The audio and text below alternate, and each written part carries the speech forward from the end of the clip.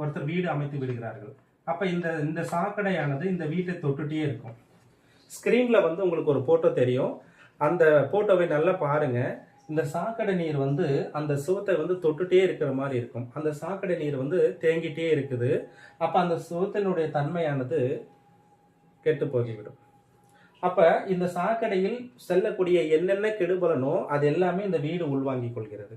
அப்ப இந்த வீடு உள்வாங்கி கொண்டால் அந்த வீட்டில் உள்ள பெண்களுக்கு முதலான பாதிப்பு உருவாகும். ஏன் அப்படின்னா இந்த பகுதி என்பது அக்னி மூலை, இந்த பகுதி என்பது அக்னி. அப்ப அக்னி என்பது சமைக்கக்கூடிய இடம். அப்ப இந்த இடத்துல யார் இருப்பார்கள்? பெண்கள் தான் அதிகமாக இருப்பார்கள். அப்ப பெண்களுக்கு துர்மரணம், உடல் ரீதியான பாதிப்புகள் கொடுக்கும். அப்ப அந்த வீட்டில் இருக்கக்கூடிய பெண் குழந்தைகள் தவறான வழியில் சிந்திக்கிறது, தவறான பழக்க வழக்கங்களுக்கு மாறுபட்டு நிற்கிறது.